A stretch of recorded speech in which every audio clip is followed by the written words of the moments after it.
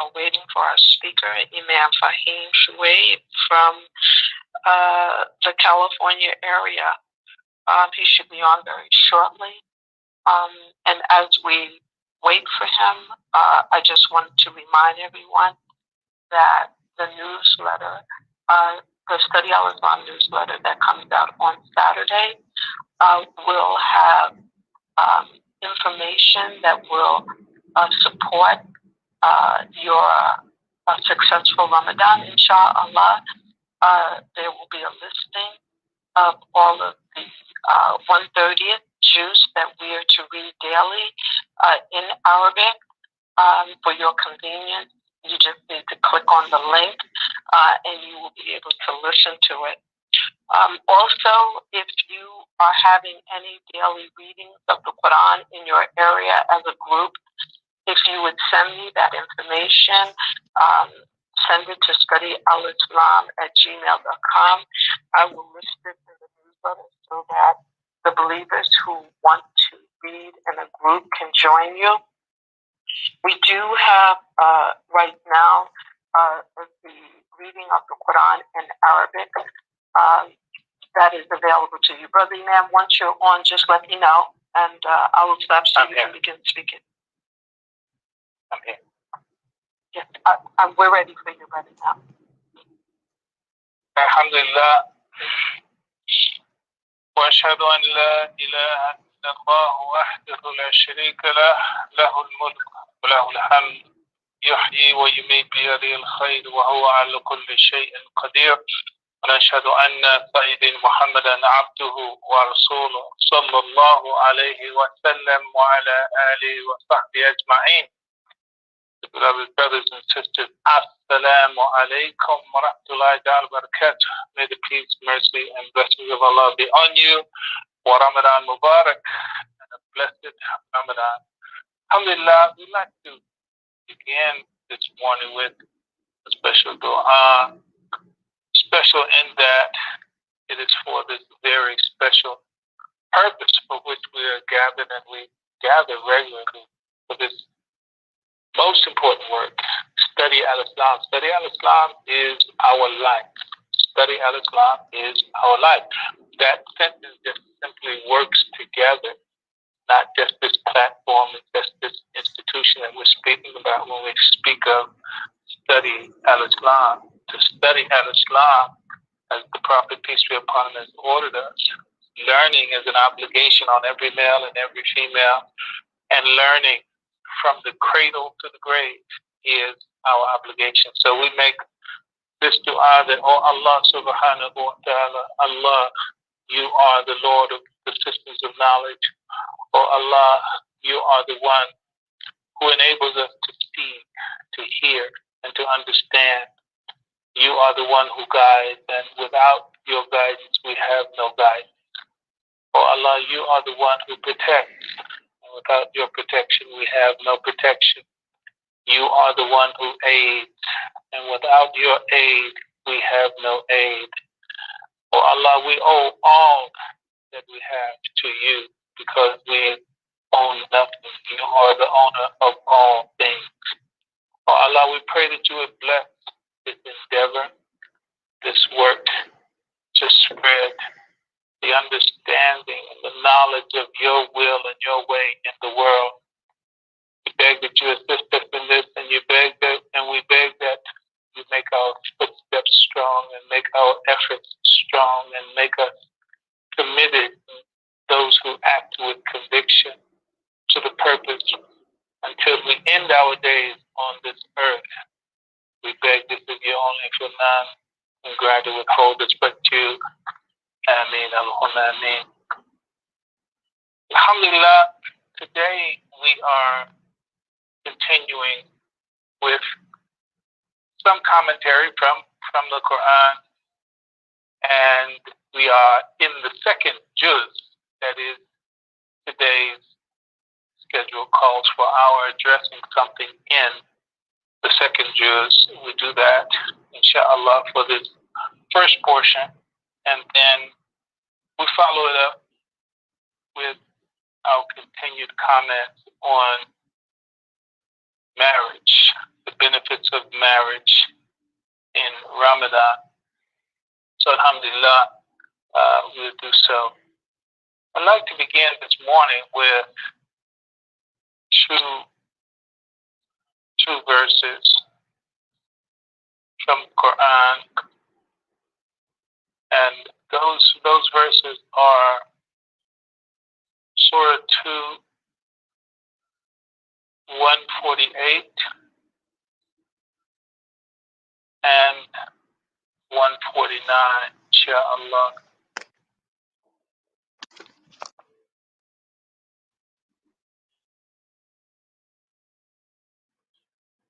They are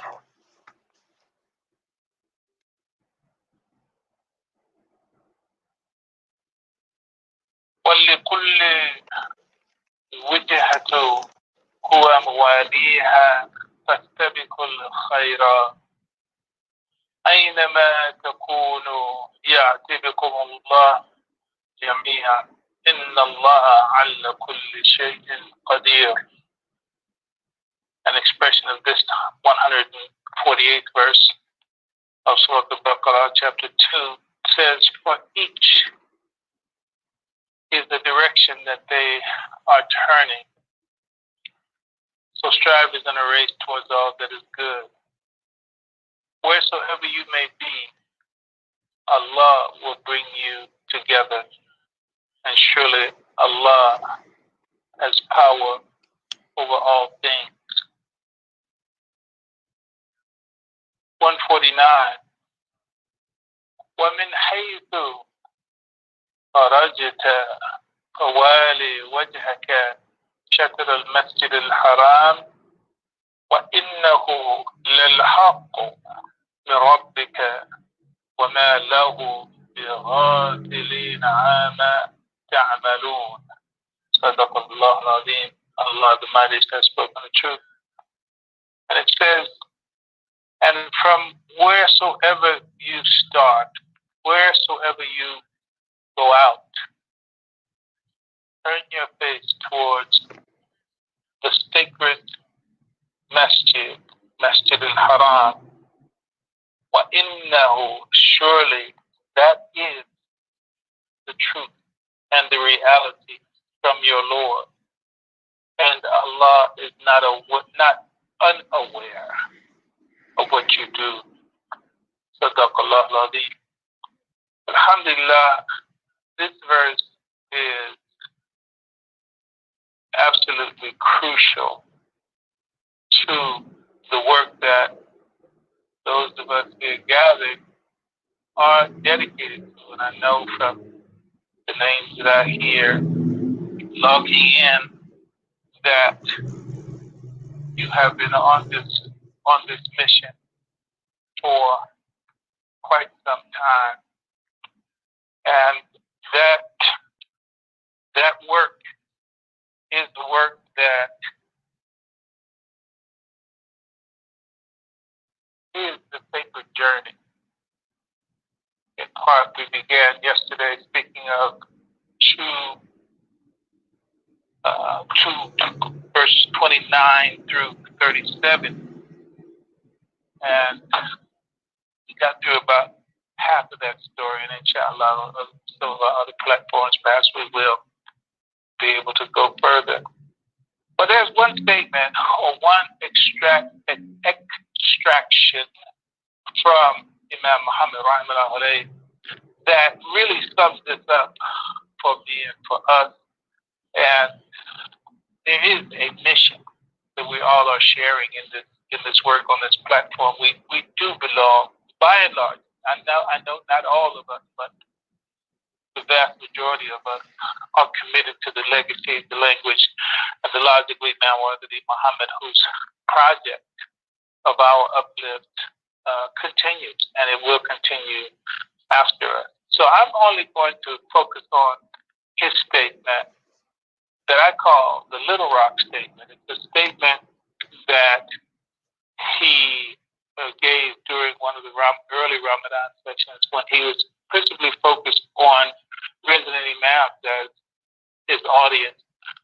Later, of course, you all know that we expanded that audience to the public of the Muslims in his association. But this I call the Little Rock statement because it just, in my view, perfectly sums up the message of 148 and 149. I'm quoting Imam Muhammad now. To each is a goal. This could be interpreted to mean, I'm quoting the Imam, I want to repeat, because it may sound like it's me. But he's the one that's saying it. To each is a goal. This could be interpreted to mean in the plural, meaning each community. But the first meaning and the most important we should get is that it is speaking to each person, each individual person, because the word huwa, he, is singular. To each is a goal to which Allah turns him. The who, he says who here, he's given the pronoun, the Arabic pronoun, H-U, who. The who is for God, but the ha, that's H-A, is for the singular. But now, here it comes in the plural. The instruction is given in the plural. Quote, then strive together, all of you, end quote.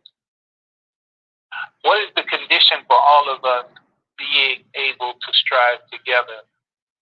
We want to cooperate with each other to make the effort together.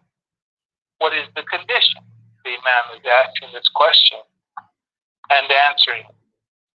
Now we know there are many things that we can give from the Quran, from the life of Prophet Muhammad sallallahu alaihi wasallam, to strengthen us towards this particular work that is of working together in cooperation.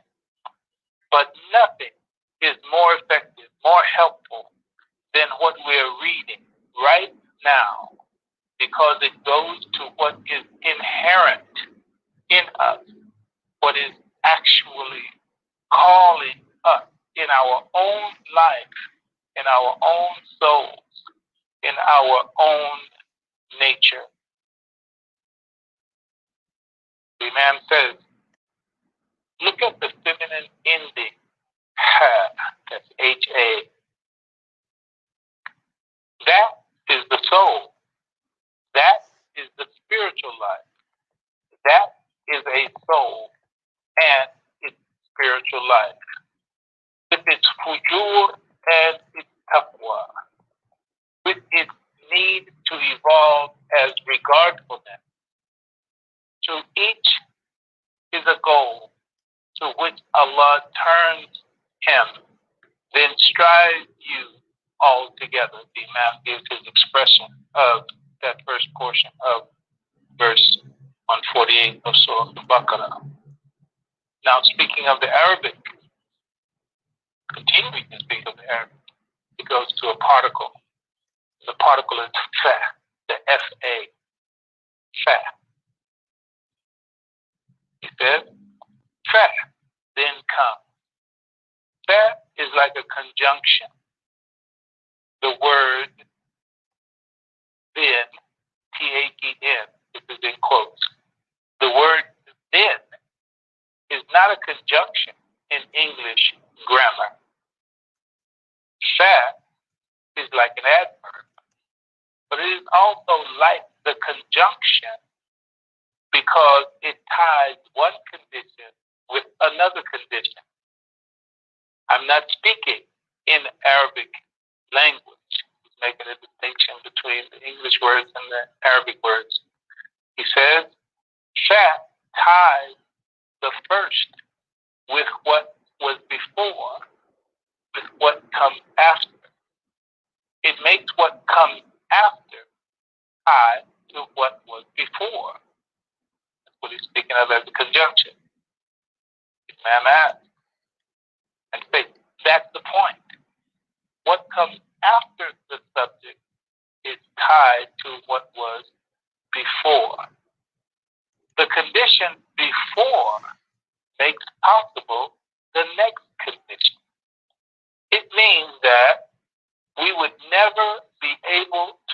progress together until we respect the individual's destiny. The destiny for the individual. I'm going to read that again. It says, we would never be able to make progress all together until we respect the individual destiny, the destiny for the individual person. If we want the destiny for all of us as a group, then we must respect the destiny for the individual person, because God has made the group destiny before upon the individual destiny. This is a great idea of democracy in the West concerning the role of the individual in a democracy. Democracy must be conceived upon the needs of the individual person. He quotes the opening of the Declaration of Independence. He says, we hold these truths to be self-evident, that all men are created equal and endowed with certain unalienable rights, created by their creator.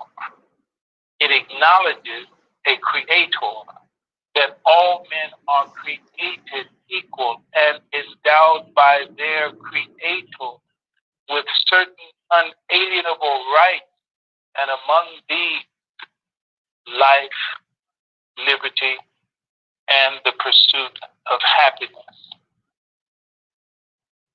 That's how, I'm continuing to quote the Imam, that's how the context of this society begins. That's the foundation for the concept of this democracy, that we must acknowledge that every individual citizen is entitled to this upon what God made him for.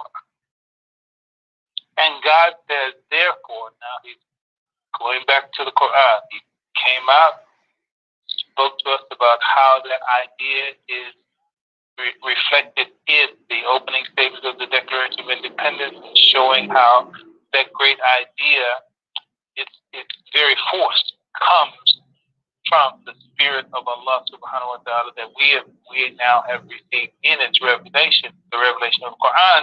And it said that's what you're seeing in the Declaration of Independence. And then he goes back. He says, therefore, he says that God says, therefore strive you all together as in a race towards all that is good. Alhamdulillah, there are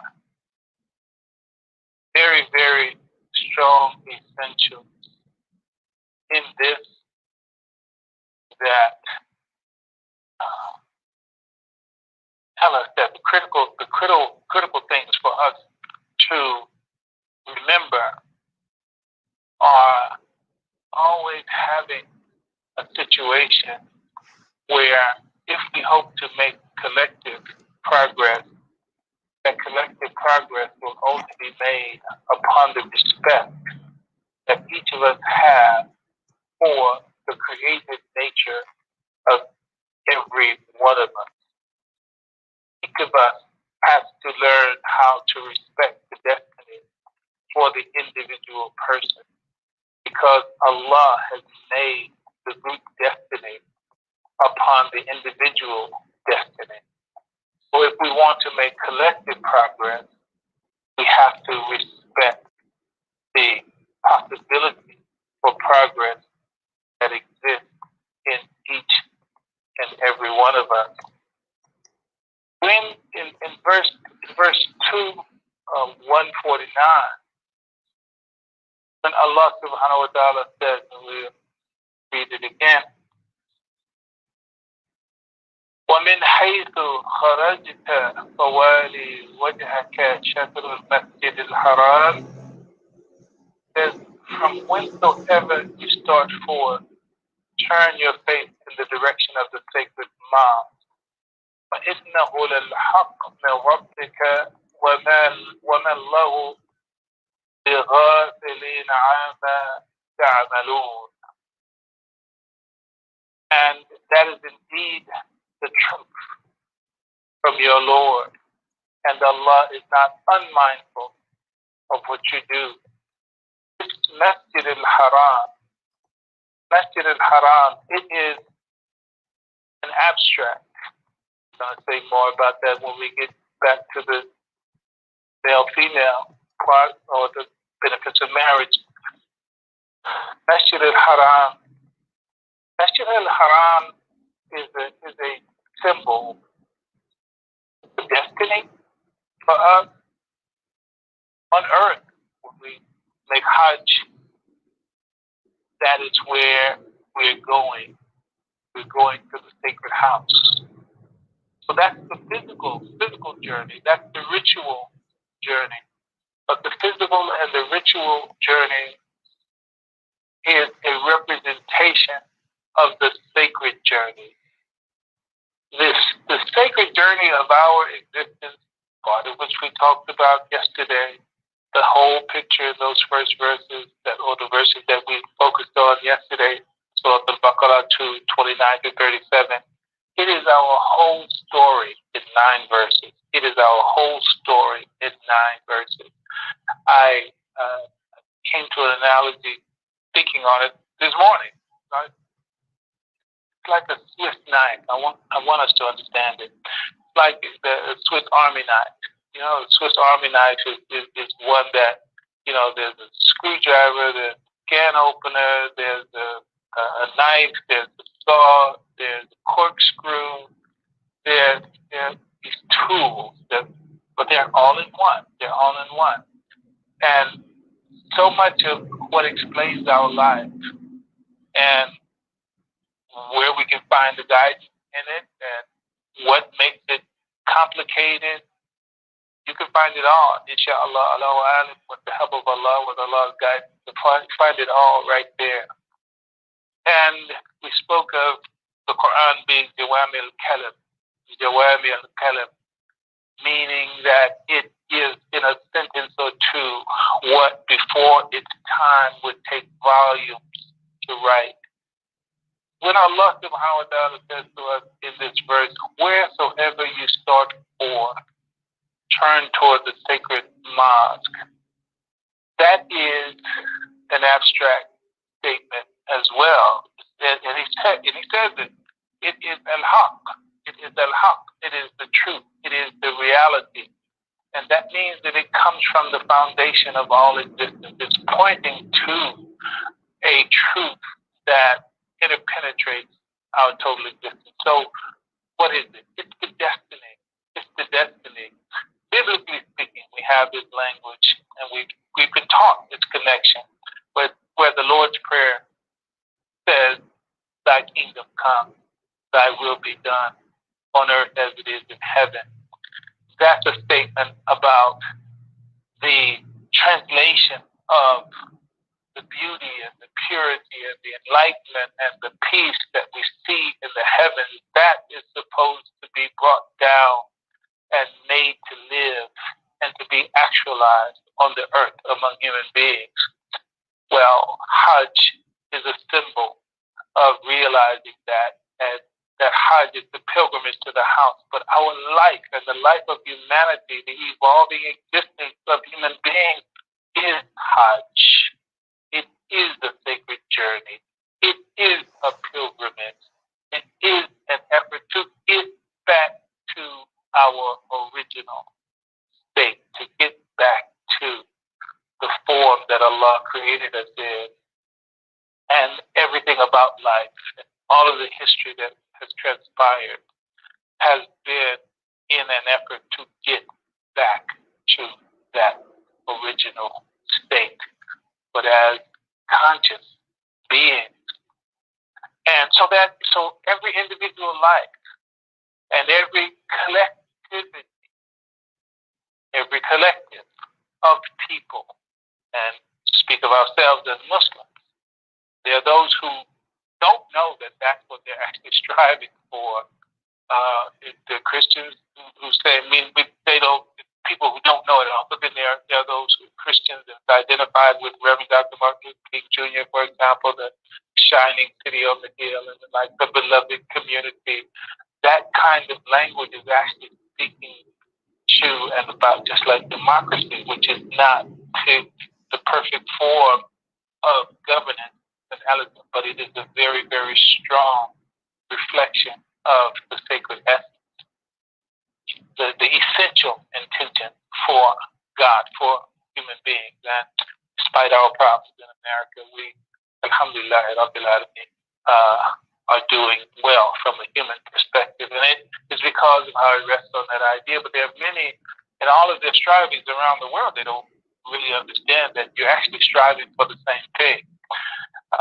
You're striving for what Al-Islam invites the Muslims to, which is an invitation to all humanity. But it's also a statement of, going back to yesterday's comment, when Allah subhanahu wa ta'ala says, Inni ja'ilu fil ardi khalifa. When Allah says, Inni ja'ilu fil ardi khalifa, he's not talking about the creation of an individual. Abstractly, the picture of Adam. Of course, his wife comes along with that. But it's not talking about an individual. It's talking about a collectivity. And in formal language, formal expression, Khalifa is a divinely inspired republic. A divinely inspired republic. When Allah says, Inni ja'ilu fil ardi khalifa, he is calling to or making a statement about the formulation of the realization of thy kingdom come, thy will be done on earth as it is in heaven. And when will that happen? When the world exists in all of its realities and expressions and institutions, etc., in the spirit and upon the values and the principles that you see at work on Hajj. When you see people from all parts of the earth, all speaking different languages, all coming from different experiences, but all coming for one purpose, to one place, bringing who they are and what they are, and sharing who they are and what they are with others without wrangling and in peace. Alhamdulillah, that is what's supposed to be happening in their multivariate geography. In Asia, in Europe, in Africa, in America, in the islands, etc. That's what's supposed to be the reality. When that is the reality, that is the Khalifa. That is the divinely inspired republic. That is thy kingdom come, thy will be done on earth as it is in heaven. How, however, are we going to get there?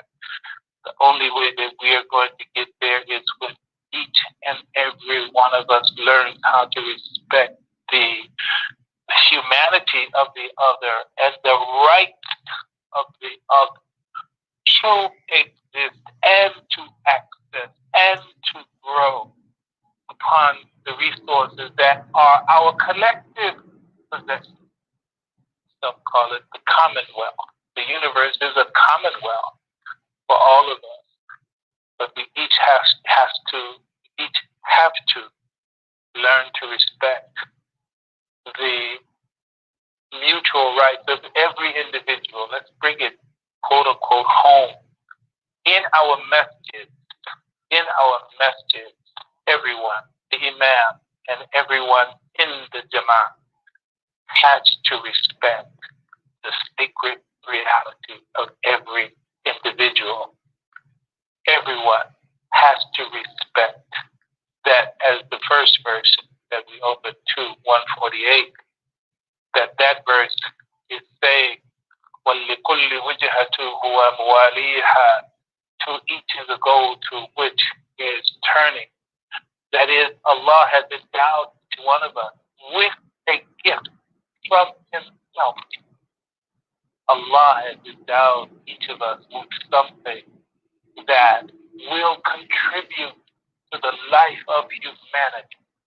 Not just our personal life, not just our family life, not just our community life, not just our national life. Each one of us has been given a gift that when realized, when expressed, when brought out, will be a blessing for humanity. But most of us don't aim, or too many of us, as you said, are not acknowledging it inside of ourselves. And also what happens is too often when the gift of the person's life gets expressed, it's met with jealousy, envy, opposition, apathy, lack of appreciation for it. Oh, who does she think she is? Oh, who does he think he is? Oh, I'm not going to support that. It's just going to go to their head. All those kinds of things are the kinds of things that suppress the growth of the gifts of God among a collection of people who don't respect the fact that it's not them. That's why it's called a gift. It was given to them. And it was given to them for the service of humanity by the grace of Allah subhanahu wa ta'ala. So each of us has a goal. So if we expect to, each of us has a gift. And if we expect to achieve our collective goal, which the way that Allah has ordered it, He has ordered it such that your gift, my gift, her gift, his gift, their gift, our gift are supposed to be brought to the table. I want you to think about cornucopia, that horn of plenty that the Thanksgiving meme shows us. Well, that's who all humanity is in actuality. And every smaller collective group is a group that has its collective gifts. The beauty of its collective gifts are when you see all those gifts gathered together in one place and they have come to fruition and it sits on the table for the benefit of everyone. Well, how is that going to be realized? First, everyone has to respect everyone's individual creation, every individual's gift from Allah subhanahu wa ta'ala, and each one of us has to appreciate that in each one of us and not be jealous and not be envious, not oppose and not suppress and not oppress when we see those gifts coming forward from those individuals. And in those individuals, we have to mutually work to cultivate it. When you see it coming out, appreciate it, cultivate it, nurture it, encourage it, because it's a gift not just for them and not just in them. It's a gift for and in all of us, and not just our small collectivity, for the world. So when we embrace this as a principle, then that becomes the way of our culture. That becomes our ethos, right? And so that work is the work. And it says, so wheresoever you start, that is, whatever your gift is, whatever your talent is, whatever your motivation is, whatever it is that excites you, whatever it is that it brings you joy and pleasure in sharing and giving, and that benefits the world from that perspective, from the perspective of your gift, then God says, wheresoever you start for, whatever that is, dedicated to the destiny of man, dedicated to the sacred journey, dedicated to the sacred mission. Live your life as a servant of Allah's greater plan. When I say His greater plan, inni ja'ilu fil ardi khalifa, Allah's plan for human beings on earth. Don't see your gift, don't see your talent, don't see it as something that only applies to whatever your small address is, your individual address, your masjid address, but think about it for humanity. This is what God is inviting us to. Turn toward the sacred masjid. Turn it towards the plan of God for man, that is humanity. And when we do that, that's when we see great blessings, evolving in ourselves as individuals, evolving in our small groups, and evolving as benefits impacting the world. As I conclude this portion of this morning's study of Islam segment, we have to recognize that the Imam says we have to grow from smaller circles of identity to broader circles of oneness. Grow from smaller circles of identity to broader circles of oneness. What that means is you grow from who you see yourself as, believe yourself to be, etc. It's fine. But you have to get beyond yourself. And then you move from yourself to your family. And the same thing that caused you to grow as an individual is now you have to embrace your family as yourself. And that same principle and process that grew you has to be applied as a family. And then we as family have to apply the same principle that causes us to grow as individuals, and as families, then we have to come together as families in a community. And then each one of us as families has to embrace the other family as one. We have to see ourselves as a family. So we see ourselves as a community, as a family of families.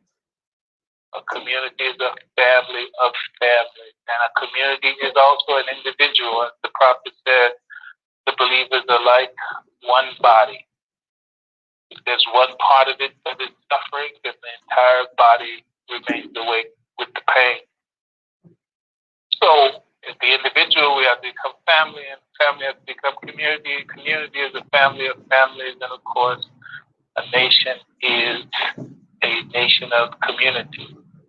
A community of nations will become the world. So we have to grow from that small circle of identity, but we have to be true to and realize our individuality, and then transform that individuality, elevate it to operate on higher and higher levels until the aim that Allah intends for human beings is realized. And that is dedicating ourselves. That is turning toward the sacred masjid. Turning toward the sacred masjid is turning toward the sacred purpose for which Allah has created human beings. We do that, by Allah's grace, mashallah, we will be successful. Alhamdulillah Rabbil Alameen. We're going to conclude this portion of the broadcast and shift our attention now to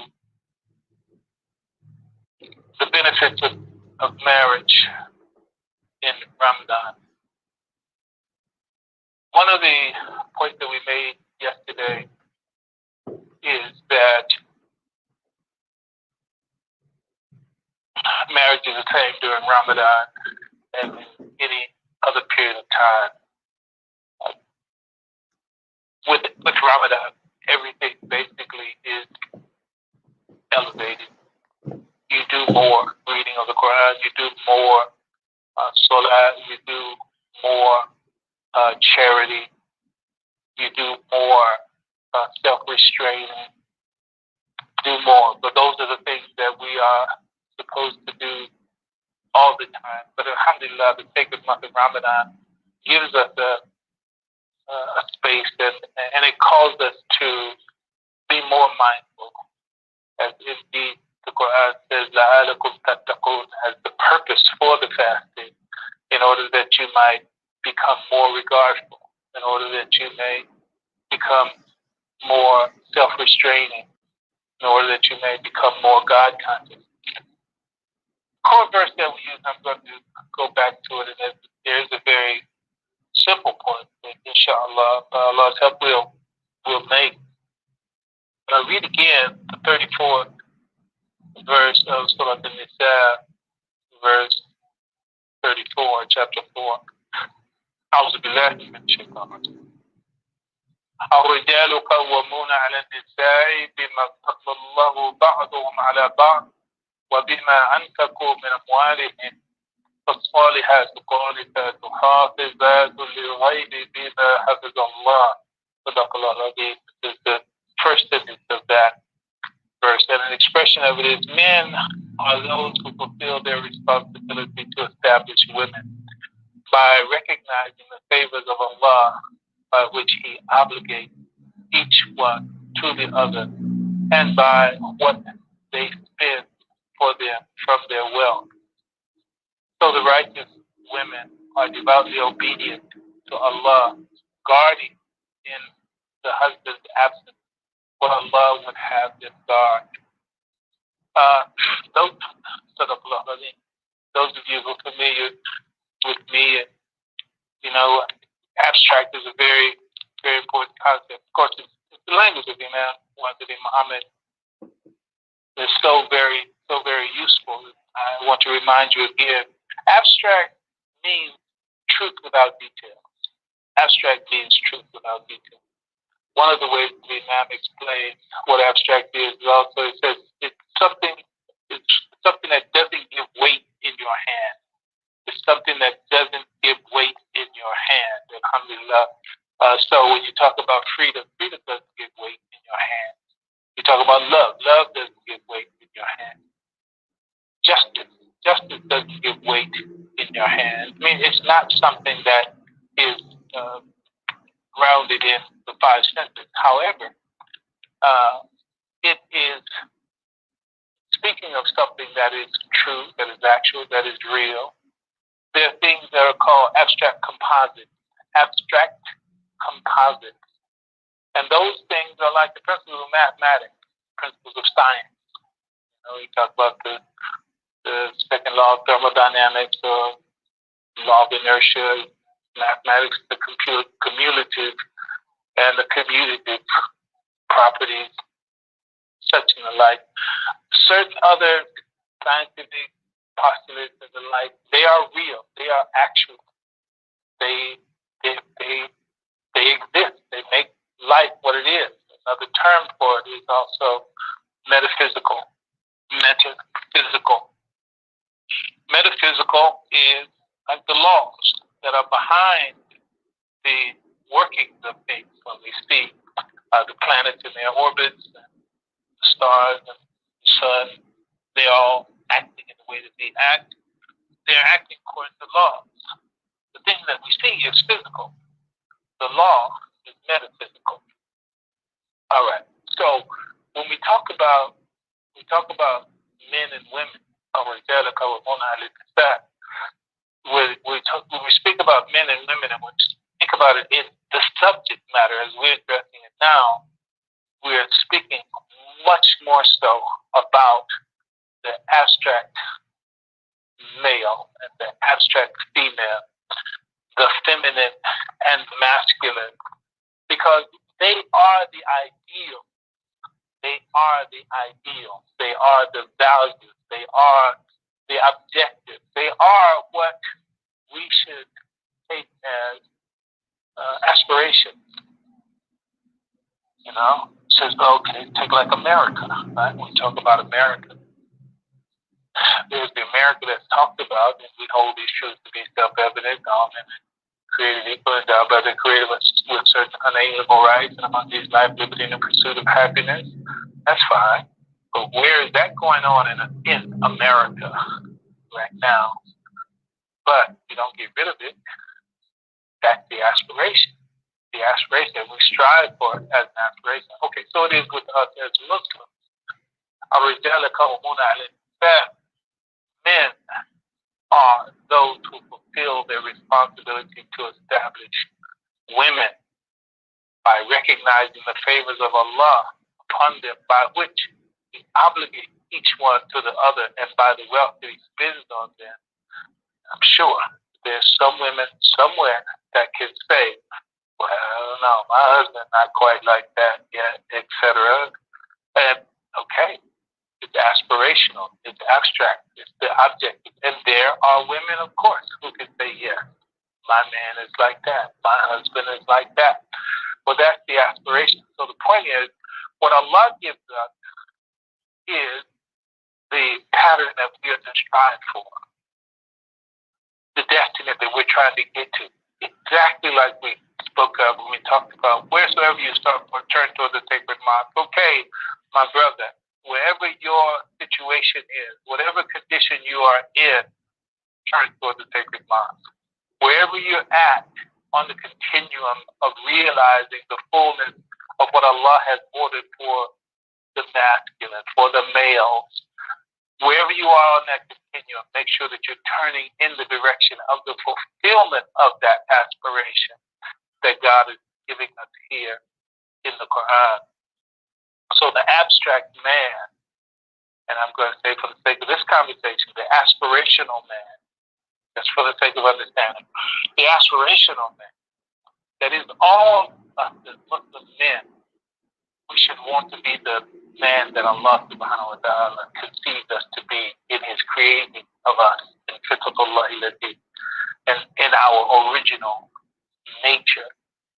And there's so much in the world that has taken us out of that. That's the nature of our life. It goes back to the Baqarah portions of yesterday. You fail from the state that we are created. All of us are somehow short of that aspirational, abstract man that Allah subhanahu wa ta'ala has created. But that's what we are supposed to be turning around and striving for.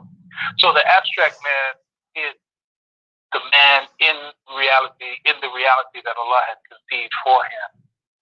And Allah, when Allah says, خَلَقَكُم مِّن نَفْسٍ وَاحِدَةٍ, when it says He created us in the first verse of Surah An-Nisa, He created خَلَقَكُم مِّن نَفْسٍ وَاحِدَةٍ. That includes the masculine and the feminine, the aspirational man and the aspirational woman. They are both inside of نَفْسٌ وَاحِدَةٍ. They are the abstract man and the abstract woman whose reality is in our male and female bodies on the earth right now. So the abstract man, the aspirational man, is man in his relationship to woman. Allah subhanahu wa ta'ala did not create the human being, the human being, the male and the female, because it's true for each one. Ba'duhum min ba'd. Each one is from the other. Each one of us is related to the other. We are a pair. We are zawjayn. We have been created to be a pair. That is the objective of God for us. Allah subhanahu wa ta'ala did not create us to be alone. Allah, His plan calls for us being together. So the abstract man is the man in his relationship to the woman, and the aspiration for him is to fulfill his responsibility towards her by what he spends on her from what he has acquired through the extra that Allah has put in him as a male body, which enables him to acquire in the world. And again, we talk about abstract. Abstract also, another way of understanding it, it's low definition. It's true. Low definition doesn't have the details. It's truth doesn't have the details. So I know that there's a lot of details inside of what I'm not saying, but this is not the morning for the details.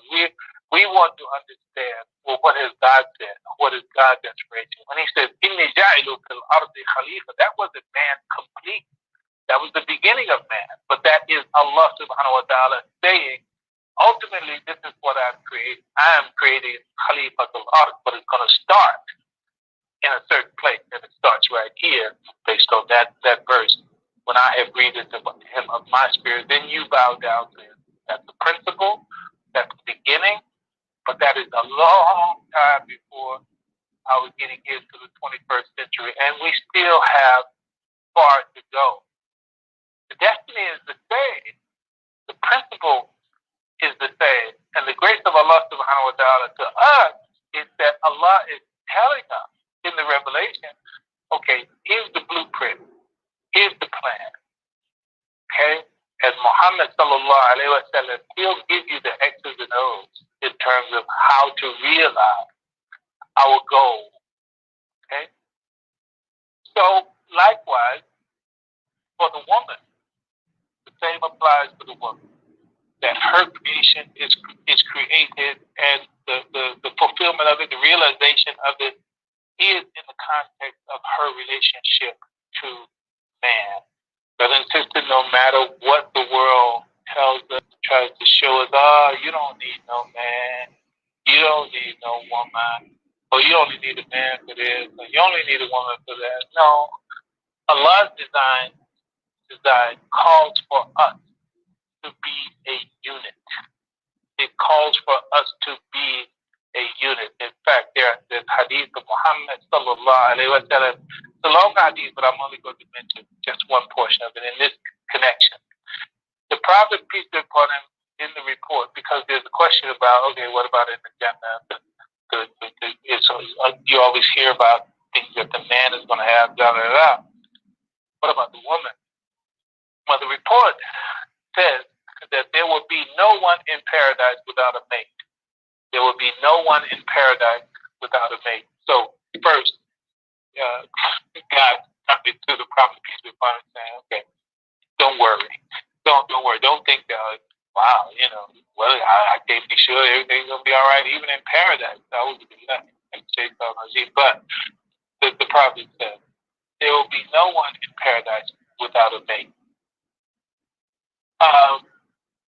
So one way of understanding that also in this world, because yes, I have a motivation for men and women to marry and marry well in the way that Allah intended, because Allah's plan calls for us getting together as married individuals in order to get in this life and out of this life, which includes out of ourselves, what He has put in us. I've talked about gifts.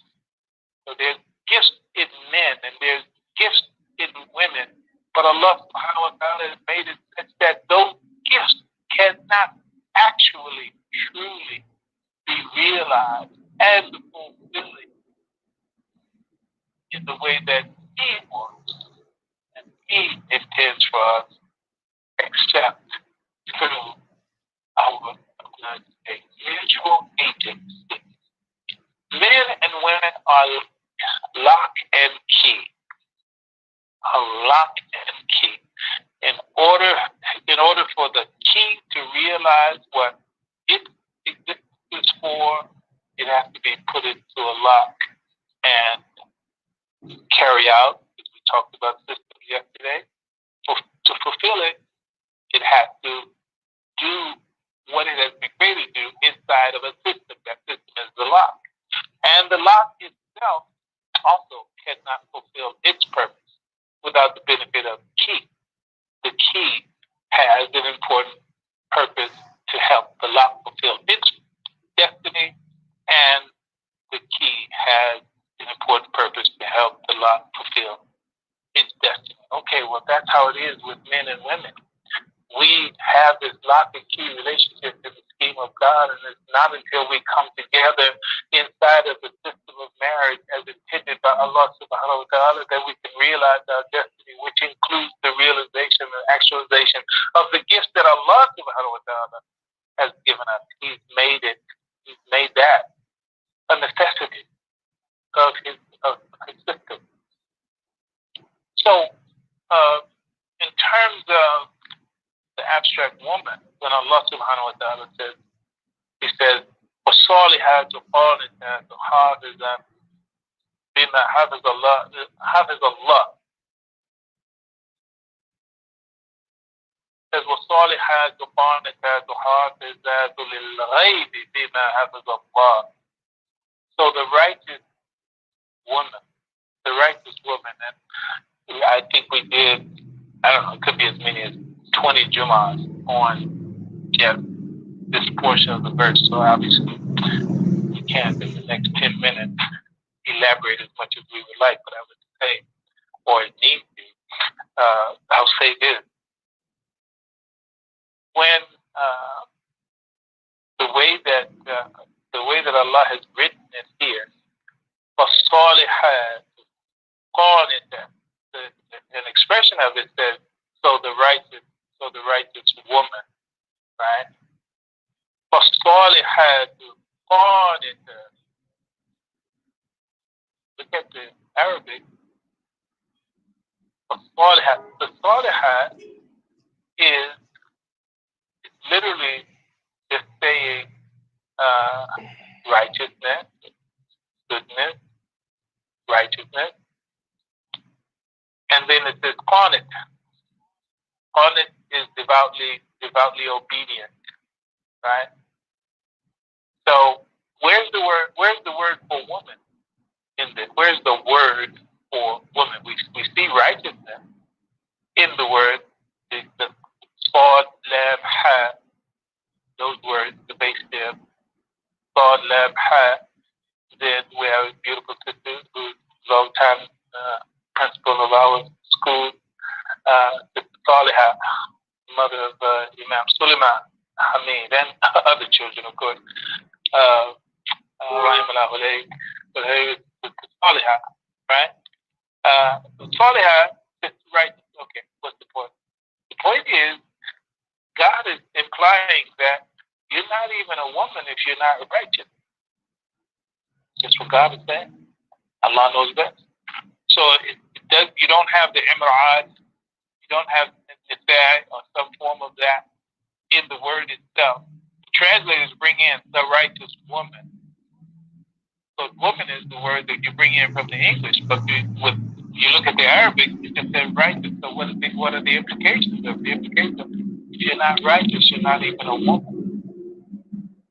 So righteous is a critical essence for the female to actualize the abstract feminine that Allah intends to exist on earth. Remember, thy kingdom come, thy will be done on earth as it is in heaven. When Allah says, خَلَقَكُم مِّن نَفْسٍ وَاحِدَةٍ وَخَلَقَ مِنْهَا زَوْجَهَا. So the خَلَقَهُم مِّن نَفْسٍ وَاحِدَةٍ, the نَفْسٌ وَاحِدَةٍ is the abstract reality. We call it, we're using the feminine. So that's the abstract, the aspirational female is what we see in the nafsun wahidatin, and also, of course, the male. And now, at this moment, since our focus is on the woman, so the aspirational woman that Allah subhanahu wa ta'ala has designed and created and intended, the essence of her is righteous,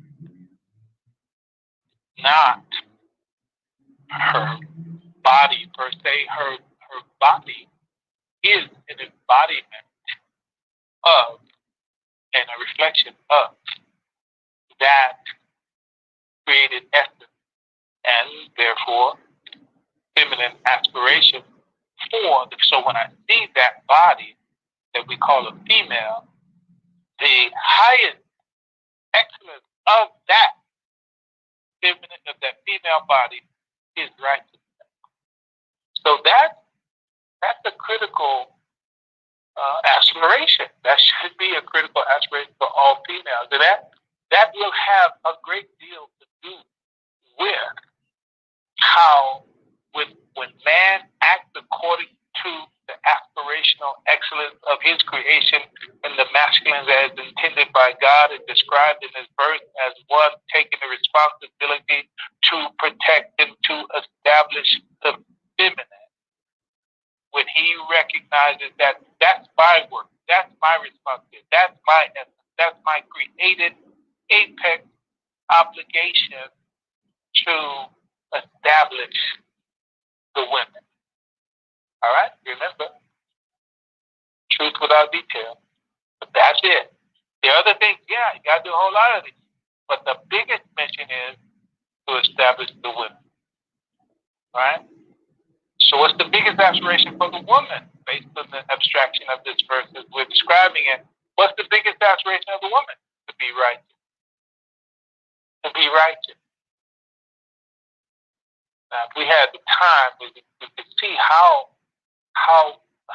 much, and there's much in this world, construction even, and especially destruction of the feminine and the masculine that has discombobulated Muslims and non-Muslims in that God-ordained work. So the institution of marriage has been cataclysmically assaulted by this culture and the way that its institutions don't serve that interest, which is when you draw back and look at the bigger picture, and if we understood that a divinely inspired republic, it would mean a culture whose every institution is aimed at the sacred Masjid, whose every institution is aimed at the destiny of man as intended by Allah. Its governance and the institutions of it would be aimed at the will of God for the destiny of man. Its educational institutions would be aimed at and serving the will of God for the destiny of man. Its culture at large would be aimed at serving the will of God for the destiny of man. Its economic institutions and everything that it's comprised of would be aimed at serving the will of God for the destiny of man. All of them would be turned towards the Masjid al-Haram. All of them would be turned towards the sacred mosque, which is the will of Allah for the destiny of man. All of them, but we don't live in that world. And in consequence of that, those things that would otherwise be nurtured and supported in their effort to become, that is from the individual, the family, the community, etc., when you have the overall system that is committed to that purpose, then all the subsystems, which includes the individual and the family, the communities, etc., they all would be working with a momentum towards that destiny. But is that the world we live in? No. But that's the responsibility of the Muslims. That's the responsibility of the Muslims. So we have to go back to Ismail Faruqi, rahimahullah, just says it beautifully in his Tawheed. It implicates Baqarah for life, where he says it is the role of the engaged Muslim to create a value-filled world. That's the Muslim's responsibility. Muslim, you look around the world, do you see the values of God expressed in all of these various institutions? If the values of God are not being expressed, and I mean this in a balanced way, Quran 2:143 helps us on that. I'm not going to go into it. You look at it. The point is, in your effort to do it, make sure you have to do it in a balanced way. The point is that it is our responsibility to bring these institutions that are supposed to be serving the destiny of man in line with Allah's intention for those institutions in that service. That's how it works. That's how it works. Marriage is just one of them. I'm going to have to wind this down. And we all have minds capable of following the logic. Prophet Muhammad sallallahu alaihi wasallam, speaking of the woman, Abdullah ibn Amr, he reported that the Messenger of Allah subhanahu wa ta'ala, he said, the world is provision. The best provision in the world is a righteous woman. My dear brothers, there is nothing better in the world than a righteous woman. There is nothing better than a righteous woman. My dear sister, your aspiration in that abstract is to be a righteous woman, right? And that devoutly obedience that is spoken of in the Quran, that devout obedience to Allah doesn't mean disobey your husband. So much teaching on obeying your husband, but first aspiration is to be devoutly obedient to Allah. When you're devoutly obedient to Allah, that is what brings out your best, your excellence, your righteousness. It comes out of you. Well, I've gone well over my downside. I got lost in his reflection here.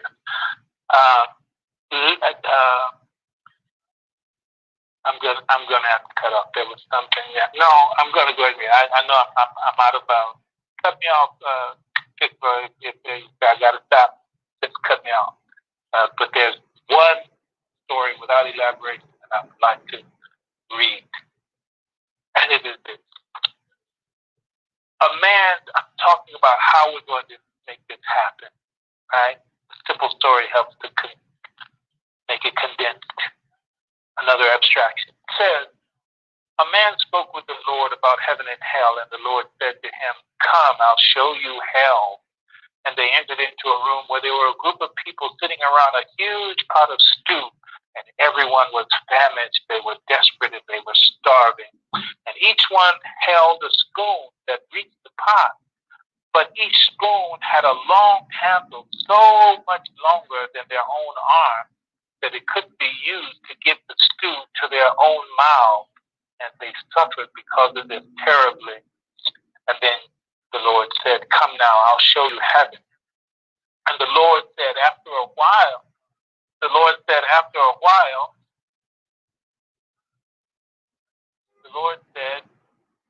a while, they entered another room, identical to the first. The pot of stew, the group of people, the same long-handled spoon, but there everyone was happy and well-nourished. Person said, I don't understand. Says, why are they happy here when they were miserable in the other room and everything was still the same? The Lord smiled and said, it's simple. Each one has learned how to feed the other. So when you had a long handled spoon and you turn the spoon too long for you to reach it to your mouth, you feed yourself, then you never get fed. But it's the same people with the same long handled spoon. If each one learns how to feed the other, then that's when the nourishment comes. So the challenge is for us as husbands, as wives, as men, as women, to learn how to nourish each other with an awareness of the nature of each other. That's the only way that it's going to work and grow. So we want to conclude again with the dua for the success. There are many coming after me, and I'm honored to be a part of this gathering, this platform, to make a contribution in this sacred month. And we pray to Allah subhanahu wa ta'ala, oh Allah, bless this effort. Bless this effort to last. Bless this effort to grow. Bless the people to be open in their hearts and in their minds and in their spirits to gain from the many wonderful insights that you will send through your servants to their hearts, to their minds, to their spirits. Oh Allah, it is our desire to realize your aim for man on this earth. This is one of the channels through which we have the opportunity to do so. Oh Allah, open it up for us. Make it big, make it strong, make it effective. Bless us to realize your will in our efforts. We beg this of you only, for none can grant or withhold this but you. Ameen, Allahumma ameen. Assalamu alaikum wa rahmatullahi wa barakatuh wa Ramadan Mubarak. Goodbye.